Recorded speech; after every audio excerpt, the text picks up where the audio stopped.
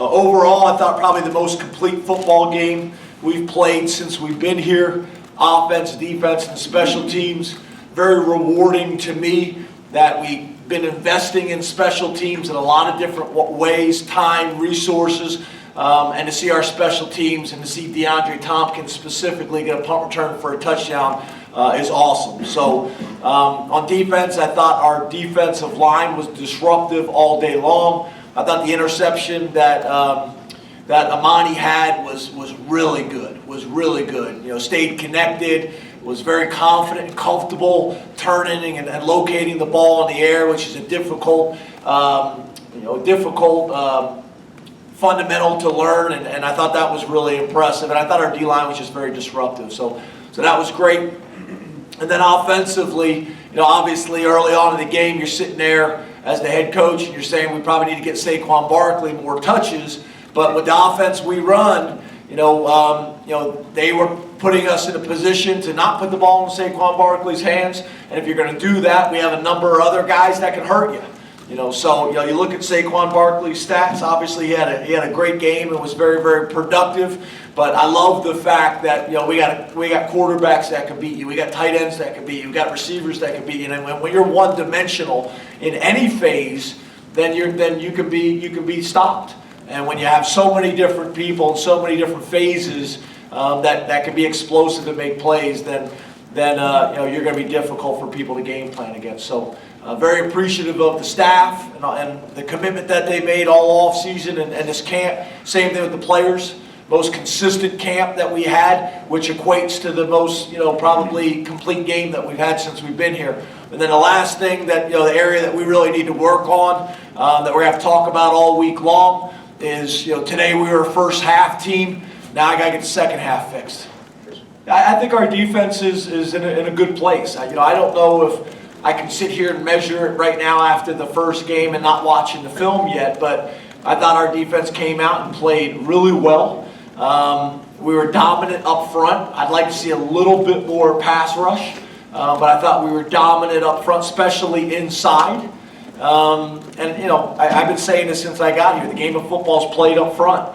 Our O-line has dramatically improved. Our D-line depth is dramatically improved. We still got to get some guys, in pass rush situations that put the fear in a offensive coordinator or offensive tackle or quarterback's mind. That will come. James, can you talk about over here? How's it going? Can you talk about the way DeAndre's punt return broke and the job he did judging whether to field a punt, whether to run, whether to fair catch? That's kind of a fine line, and it looked like he did a pretty good job with that. Yeah, I thought he looked really confident today, and that was a combination of a lot of things. I think obviously he's a much more experienced player at this point of his career. I think Terry Smith's done a great job with those guys as well. And then the feedback that I've gotten is to stay away from them. Stay away from the punt returner. You question them, you're screaming, you're yelling. Leave them alone. Let them play, and they've earned that. Those guys have earned that. So to see him have some success, I thought Apke had a chance to break one there. In the second half as well. Got grabbed by his baby toe and taken down. But I think that's going to be really, really significant for us, is if we can really become a threat in the return game, which we showed some of that today. Hey James, how you doing? Good, how are you? Good, thanks. I'm just curious, how do you balance when you're up 35-0 at halftime in the first game? You want to get your first team guys as many reps as possible, but there's also injury concerns, of course. So how do you balance that, and do you feel like your guys got enough reps today, maybe more than you wanted them to, less than you wanted them to? Was there ever any concern with having Saquon and Trace out there late in the third quarter? No, yeah, I felt like we managed it well. I mean, we've all seen example after example of when maybe fans or people think the game is out of hand or over, and it's not. So you better put yourself in a position that you really feel like the game is in control to make the change and go to the second team. So I thought we managed it pretty well.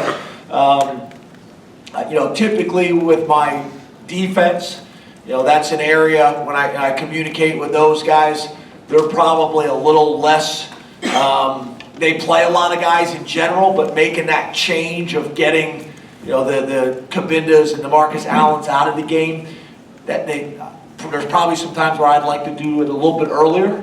And typically what happens is on the headset is I usually start out making recommendations.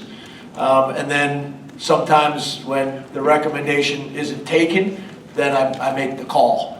And that happens probably a little bit more with our defense.